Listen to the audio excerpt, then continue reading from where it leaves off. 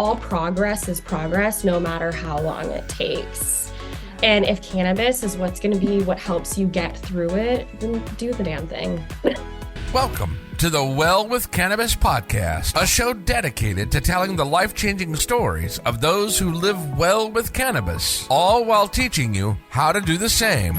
Meet your host, Emily Kyle, a registered dietitian nutritionist turned certified holistic cannabis practitioner. Emily changed her life for the better with the help of the cannabis plant, and now she is committed to helping others do the same. Tune in each week to hear heartwarming stories and gain the knowledge you need to feel connected, inspired, and supported on your own cannabis journey. Whether you're a new cannabis consumer or a lifetime lover, you'll benefit from these uplifting tales of real-life journeys that will show you how you too can live your best life well with cannabis.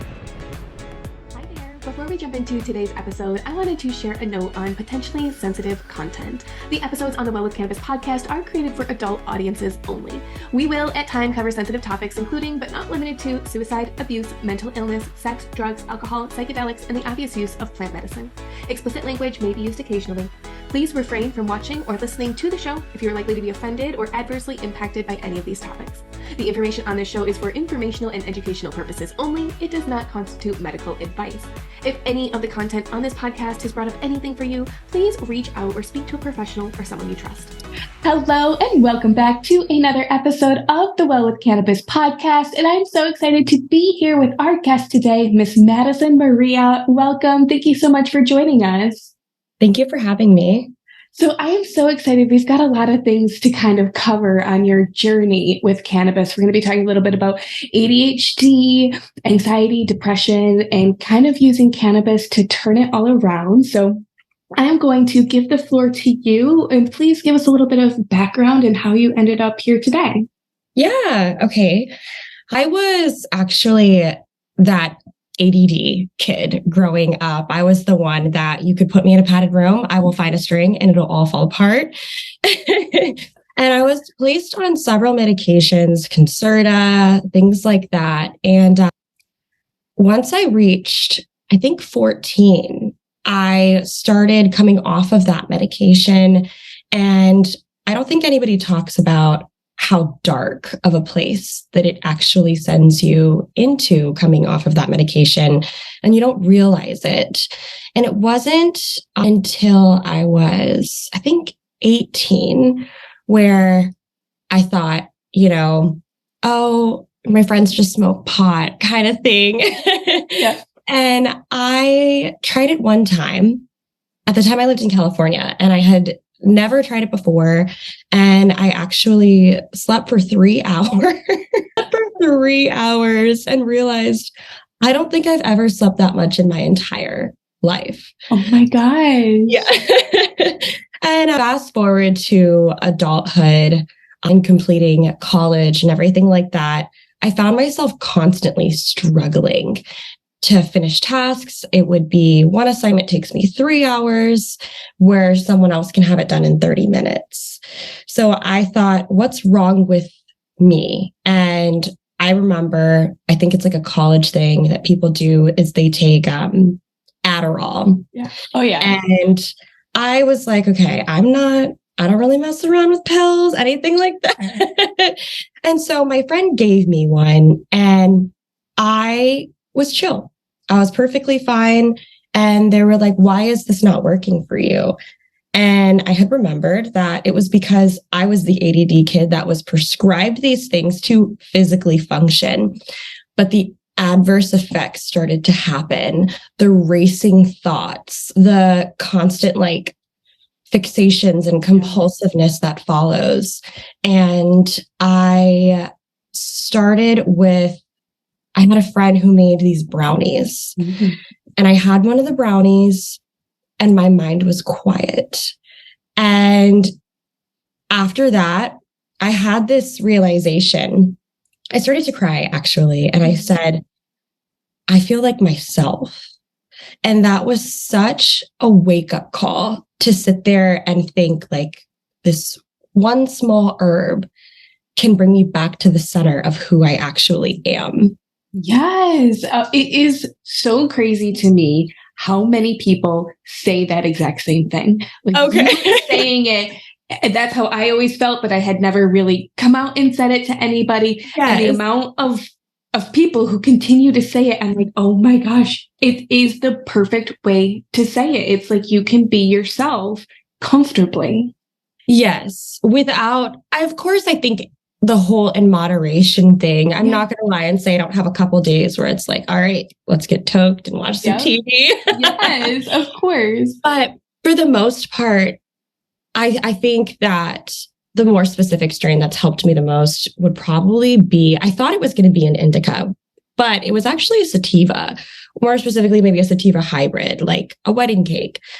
And my mind, like, it's quiet. I'm able to sit there and focus on the one thing. I'm able to not hear a billion people in my head at one time while trying to read a sentence. So tell me a little bit, how did you get from trying the brownies for the first time to knowing what strain helps you? Because I feel like for a lot of people, that's the tricky part of being able to find what is perfect, because we're all so different. Exactly. And I want to focus on that. I think we're all so different. I am a person that has really, I knew that I had anxiety. I didn't know what it was called at the time. And in my journey with cannabis, I found like, okay, blue dreams. It's great. It makes you get all the things done around the house, but then you can't sit still. And then the anxiety starts to set in. And I started doing more research. And that's when I became very picky and particular about the strains that I use. And other people say, oh, it's just weed smoking. Like, no. What are we smoking? And I tried different things. You know, you'll have your sativas and you try to get work done, or you'll have an indica and you keep realizing, I feel too relaxed. I cannot sit down here and read a textbook or sit down and try to read a book. I'm going to fall asleep. It was a lot of trial and error. I think, I had gone to Vegas one time and got to go into their physical dispensaries. Yeah. And I learned so much from them. I think you grow up thinking, or like there's this stereotype that all weed is the same, you know, the old school, all weed is just weed, but it really is different. And I have my own favorites. I have ones that I specifically use for specific things based off of the first experience I had with it. So let's say wedding cake, I will never forget. I don't know if I'm allowed to say that. Please do. Yeah. Okay. I was in Jamaica one time and we were staying at this resort, and I had a final exam that was due within, I think, 2 hours. I had just flown in. I had just met my mom at the hotel because I flew in with a friend, and I was like, I don't know what I'm going to do. I don't have any time. I literally there's 3 hours for the exam, but there's 2 hours left. I don't know what I'm going to do. And my mom looks at me and she goes, do you need some wedding cake? Friend. Yes, I love it. I love it. And we have a friend. And within 15 minutes, he was there. He was, and my mom goes, you need to smoke this shit and take your time. Get it done. So how did it go? It actually went very well. I did pass the class. Yay. But I could not believe that it was like, take a hit, the 5 minutes, and I was okay. I didn't know I had bad test anxiety until one day I took a test and it wasn't English. I couldn't understand the words. It was like I'd never seen them before. And I panicked and I walked out and I just felt like I couldn't breathe. And now whenever I have to take an exam, I go ahead and I will I have these Delta 8 pens because, of course, I live in Georgia now. Yeah. So I will take a hit of that and then I'm able to chill. Yeah. But I do find some weird effects with the Delta 8. It is so tricky. And like, it just has to be so hard for you, who said you originally lived in California and now you moved to Georgia, where it's two different worlds, I'm sure, when it comes to cannabis. And if you don't have a lot of choices, that can be really difficult.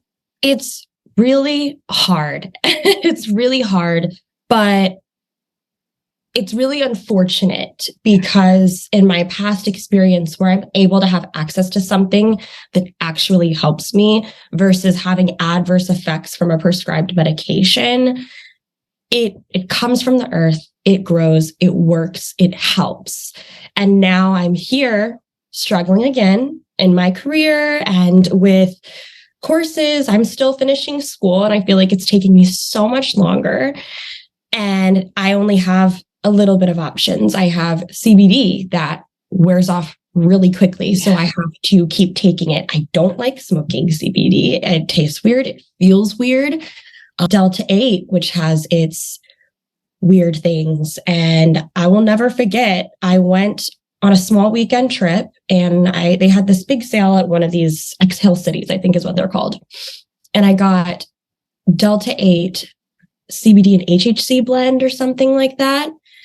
And I vomited the entire 4 hours to Savannah. Don't even remember getting into the Airbnb. It was horrible. It was absolutely horrible.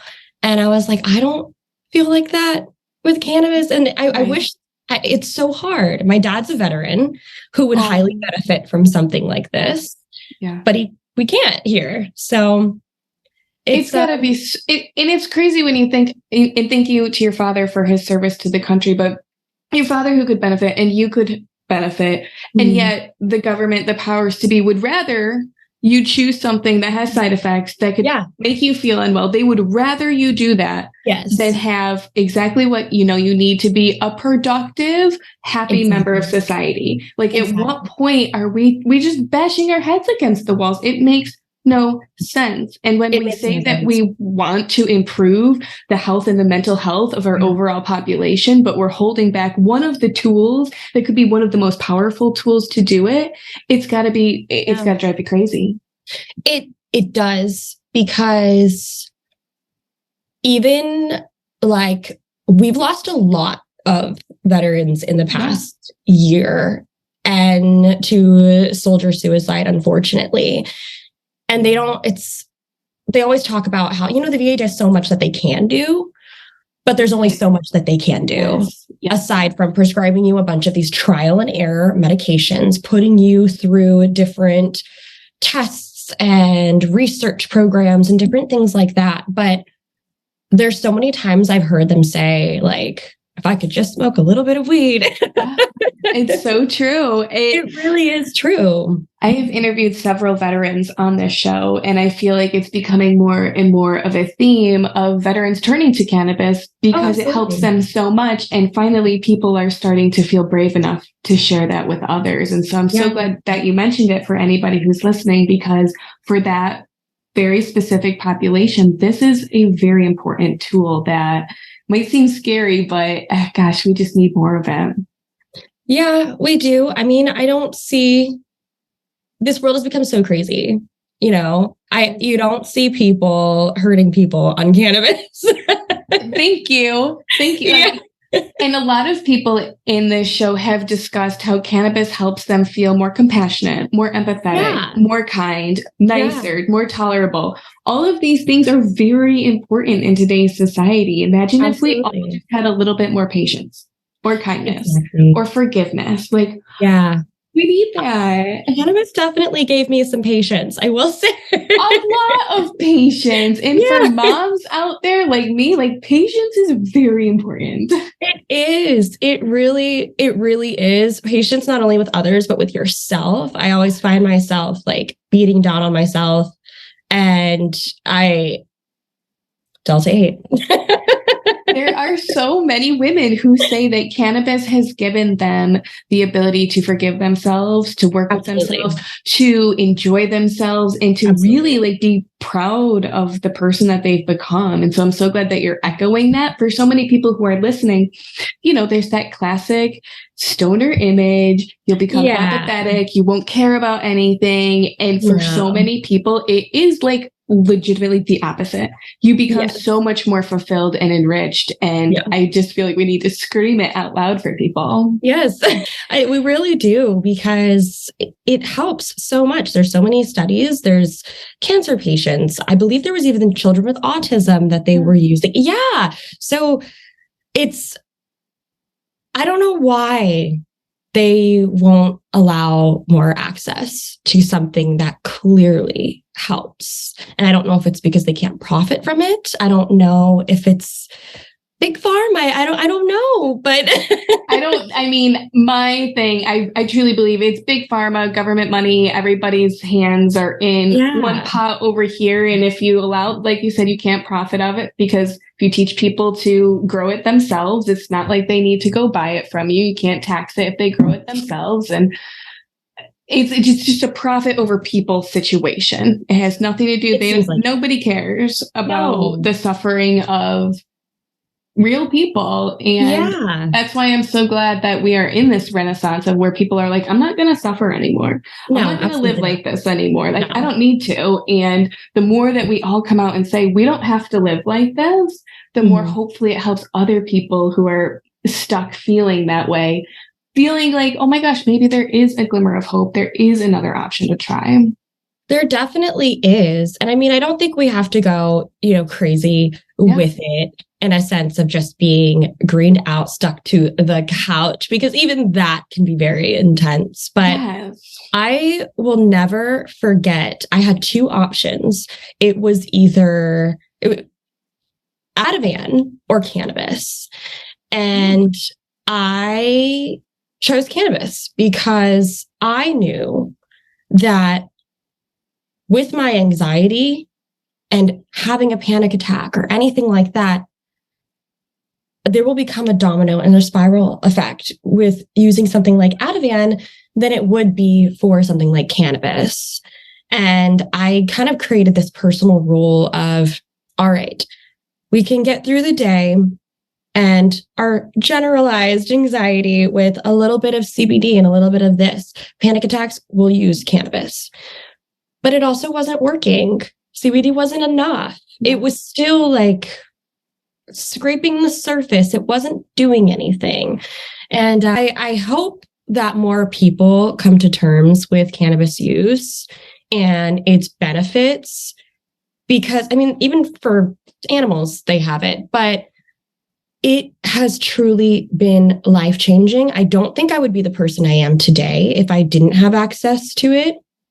I do think that, not that it has shaped me, but it allowed me to discover who I am as a person. Having that first discovery of, wow, I feel like myself. Not, I feel like myself when I'm high, but for the first time, I can think clear. My shoulders are dropped. I'm happy. I don't have those racing thoughts and worries. I'm not always beating down on myself. I actually feel like a normal functioning person. It's a beautiful thing. Like okay, so I really want to go next into, if somebody's listening on the other side with anxiety and they're like, I hear you telling me all of these great things, but I'm too scared to try it. What advice can you give them moving towards cannabis? I think when we talk about like natural derived substances like cannabis, I think it has to do with intention. It's how do I feel versus now versus what this can do for me? And the pros do have to outweigh the cons. Okay, some people might have anxiety. What strain are you looking at? What specific strain are you looking towards? If you have a lot of anxiety, maybe a hybrid with a lower sativa percentage might be the thing for you. Start slow. I don't recommend synthetic options because I have had some very icky experiences with those. Yeah. I think that slowly introducing, taking that first baby hit is what I call them. Yes. Yeah. Or trying it the first time with someone so you have a safe space. That always helps. And having that person be, what are they called? I think when people do shrooms, trip guides or something. Oh, yes. Yeah. Now I know what you're talking about. Yeah. Right. Having someone there. That it helps. But at least someone that knows that you're struggling with anxiety too. That was really hard, was to come out and say like, I'm struggling with this. Like, I need help. And having someone that already knows every ounce of you or is familiar with anxiety, they're next to you so you can experience this, you're going to have the same realization like, whoa, I can breathe. I don't feel like I'm in a room filling up with water up to here and I can't get out. Because that's exactly how I felt for 45% of my life. My gosh. So now cannabis is a part of your life. Do you openly share that with your family and friends? Yes. Yes. Yeah. How has that gone? How was the discussion with your parents? Because a lot of people are very scared of having that first discussion with their parents and being like, I'm trying something new and it's cannabis. Yeah. My family's from California, so it's a little different. I mean, they're originally from the East Coast, but we spent most of my life in California. Excuse me. And growing up, they were very, very strict. But I later found out it was because they were the fun ones. Oh, that's funny. They wanted me to come out okay. Yep. Oh my gosh, that's awesome. Yeah. So it wasn't until, oh gosh, how old was I? I think I was 21. I'm 25 now. I think I was 21, where I kind of had an idea of what was going on. I had an uncle that used cannabis heavily and had his own seedlings and everything. And that's how he was. He was good to go. And I started sharing like with my mom, and I shared the experience with my dad. And my dad actually wrote a research paper on cannabis and the effects and benefits. Yeah, he had to write the cons versus pros, or like how it benefits versus negative effects. And he was so against cannabis, and he could not actually find many reasons as to why someone shouldn't. Of course, you can say things like productivity or something like that, but not life-changing effects of why you shouldn't. And they've been really chill. I mean, my mom, both of my parents, I think, have definitely had their experiences with cannabis. But no, they were fine. It was definitely one of those things where they said, you know, if it helps you, we want the best for you. We know that you struggle with anxiety, depression, of course, ADHD. And we saw how you were coming off of that medication. We don't ever want to lose our daughter to some medication that they said was going to keep you to sit still in your seat and be a perfect child, you know? Yeah. So they've taken very well to it. It's definitely been a blessing, I'd say. I'm so happy. So many people are so scared to have that conversation, but if you can get the support of your family, there's nothing better. And like you said, they just want to see you feel better. That's all, you know, most loving people, that's all they care about. Do you feel better? Is your quality of life better? Great. Perfect. And I think for those who are nervous about it, I think you can go in two different directions. I think you can either just light up and say, this is me, or you can sit down and have the conversation and say, you know, I know that you don't appreciate this. I won't do this in your space, but please know that I do this in my space. And I hope that you can respect that and still look at me the same, because as you can see, my life has become so much greater, you know? Right. And that's perfect. Just, it's all about being respectful. People don't have to agree, and that's okay. But as long as they respect you, you respect them, it's perfect. And for a lot of people, they don't want to share that. If you're listening here too, and you're like, I don't want to tell anyone, you don't have to tell anyone. Absolutely. You're totally fine to keep to yourself. Yeah. Now let's talk a little bit about productivity. You said you're still in classes. When I was in college, cannabis was my fuel. I was like, I can get this paper done, and I can do this, and I can do that. And so many people are like, anyone that they knew who used cannabis in college was sitting on the couch, like taking bong rips, not doing anything productive. How does cannabis make you productive? And if there are any college folks listening here, what advice do you have for them incorporating cannabis into their college lifestyle? I'd say for anybody who is currently in college, trying to find a trial and error, or they're concerned about not feeling productive, I'd say do a mock day. Pick 2 strains, maybe do it over the course of 2 days. If you're someone like me who, if you smoke just a little bit too much, it lasts very long. Or, and also doing that mock day will kind of give you an idea of what works for you. I'd say pick a day. You don't have a lot of stuff that you have to do. Pretend as though it is a normal school day or productivity day. Choose one strain or choose two if you find that it wears off quicker for you. I'd say start with a sativa because it happens to be more stimulating. I always think sativa stimulating, indica insomnia. And see how that works. Does it make you feel a little anxious? Does it have you just going the way Blue Dream does? I will get up and dance with Blue Dream. And kind of toy around and figure that out. See how you feel when you sit down to try to actually get work done. And then see how long it takes you to get those things done too. Yeah. That's a big thing. Does it take you longer? Are you getting things done quicker? Are you getting distracted a lot more?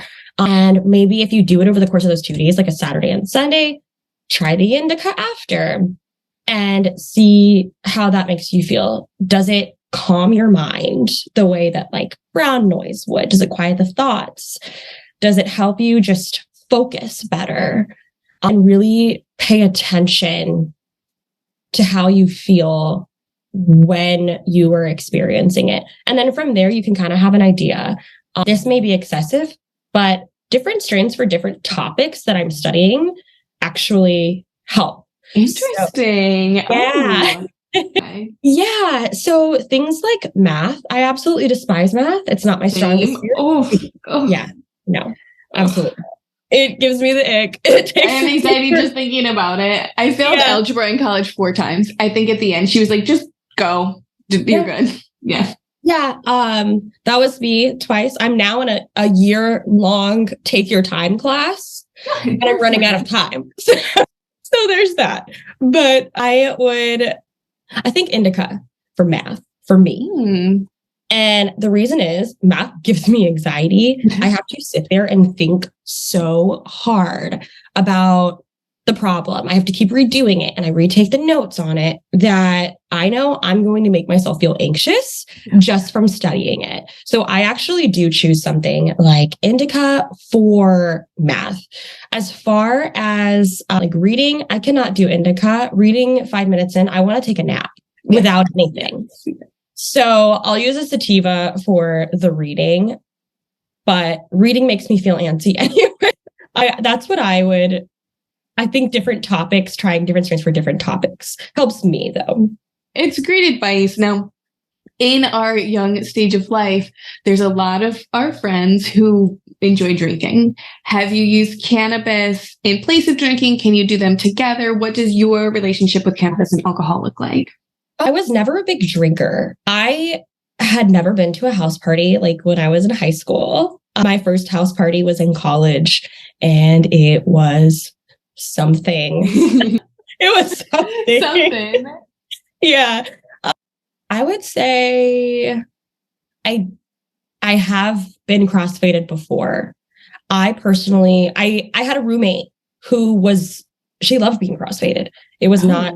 Yeah, no, it was not. I know that's like really brave. Anybody listening, crossfaded is where you drink alcohol and consume cannabis at the same time. Yes. Yeah. Not for me. It makes me feel, it gives me the spins, makes me feel but can never actually vomit. Like I can't. Like it's the worst feeling. Like I'm gonna throw up. Yeah, no. Yeah, don't recommend. No, absolutely do not recommend. I think though, what would be really nice is maybe having a little bit of cannabis and then touring a winery and like doing some wines. That's nice.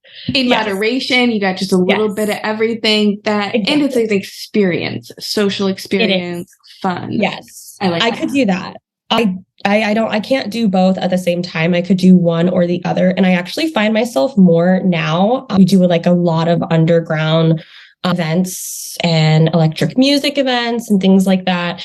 And I use cannabis. Other people use, party drugs, Molly, things like that. And I actually use cannabis because what I didn't know was that crowds make me anxious. But when I go to an EDM event, I feel most in my element. And with cannabis, I'm allowed to enjoy the music, enjoy the vibes without feeling like I'm going to get trampled. So, oh my gosh, it's so nice. There's so many people who have said that cannabis makes music so much more enjoyable. I don't know what it is about it, but it truly is. It turns it into an experience. And I'm glad you shared that, because there's a lot of people who socially are afraid to go out and do things. But if you have like a little bit of confidence in your back pocket, I mean, think about all the amazing things you've gotten to experience now. That's so fun. Any advice for our college friends before we move on from this topic? I would say that don't be too hard on yourself when it comes to completing college. I have the saying for myself is we're all different flowers and we all bloom at different rates. And what I mean by that is just because so-and-so completed in 3 years and now they're at Johns Hopkins doing incredible things doesn't make you any less of an incredible student. And I wish that's something that someone told me, because struggling with ADHD, if there are any other college students that do struggle with it, has really made my college experience extremely difficult. And I thought that, oh, it's something I'll grow out of. And it wasn't something that I grew out of. And I would say that my biggest pet peeve about myself, or the biggest thing that I actually put myself down for, is how long it's taken me to complete this. And with that, I would say is all progress is progress, no matter how long it takes. Yeah. And if cannabis is what's going to be what helps you get through it, then do the damn thing. Absolutely. Did you ever face any like stigmatism or criticism from using cannabis? I know our older generation struggles with it so much because they were, told forever how bad it was. Do you experience that at all in being in the younger generation? No, actually, a lot of people were shocked. Oh, really? Yeah. They never would have ever thought that I used cannabis until they see the food concoctions I put together. But not shocked in a bad way, right? Like they were just happy you were feeling well. Yeah, it was more so, wow, I never would have thought that, like, you of all people, I've noticed people would be hush talking about those things around me. And if I went to an event with them, they would try to like hide it. And then they'd see me do it and they're like, oh, wow, I never thought that you did those things. Like, and that goes to show, like, I feel like everybody does that, so nobody knows. But like in real life, we're all secretly using cannabis. And nobody knows. That's why I'm glad we're out here talking about it, because we don't need to hide it. It's fine. Yeah. We can all do it together. And if you don't want to do it, totally fine too. Exactly. Let's move on towards looking towards the future. I want to be respectful of your time, but I want to ask you the same 4 questions I ask all of our guests. Are you ready for them? Yeah. All right. The first one up, what are you most proud of to date? I'm proud of the fact that I haven't given up. There's so many times in my life where I've wanted to give up in many different ways. And every time I feel like that, a little bit of cannabis and I remember who I am and I get it done. Beautiful. What do you think your life would look like without cannabis?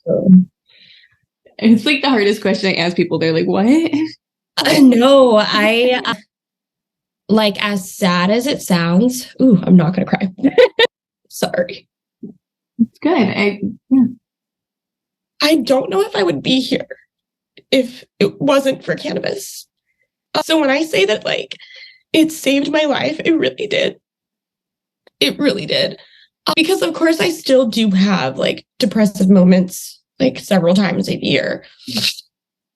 That has been one of the things that, like, that one hit where your shoulders can drop and you can finally breathe. It means so much. It has changed my life. I'm so glad you shared that with us. Thank you. Sorry. I know it's hard. And it's the one question that gets people the most, is because it's such a special thing. It's a gift, truly. And I'm so glad that you have it. Our next question, if you could go back 5-10 years ago and give yourself a piece of cannabis advice, what would it be? Use it when you need it. It's okay. Use it when you need it. It's okay. It's not going to define you or make you any less of a person or make you the lazy stereotype that people put on there. As long as you respect it, it will also respect you. It's okay to need something in order to function, as long as it's the right something for you and as long as you're using it properly. That's perfect advice. Very last question. If you could be remembered for just one single thing in the cannabis space, what would it be? I share. I'll make you some food. You can have, and I'll make you the cookies. I just want everyone to feel good too. It's definitely one of those things. I can be your safe space. Just let me know if you need me. That is perfect. And thank you so much for sharing here with us. I feel like it's going to be so meaningful for someone to listen to on the other end. You know, we all struggle, but for those who are struggling with ADHD, anxiety, depression, I hope they listen to your story, how amazing you're doing now. Thank you for being brave and open and sharing all of your wisdom with us. Any last words for the audience? Stay cozy. Perfect. Thank you so much for joining us. We'll talk to you soon. Congratulations. You've finished another episode of the Well with Cannabis podcast and are one step closer to discovering how you too can live well with cannabis. Thank you for listening in today. We hope this episode has been a helpful and informative one. Please visit EmilyKyleNutrition.com for more information on today's show notes, guest information, recipes, and other resources. If you want more support and encouragement on your cannabis journey, please consider joining the private Well with Cannabis community. In this group, you can connect with like-minded individuals focused on improving their health and wellness through cannabis. Join the group today to continue your journey of wellness together at EmilyKyleNutrition.com.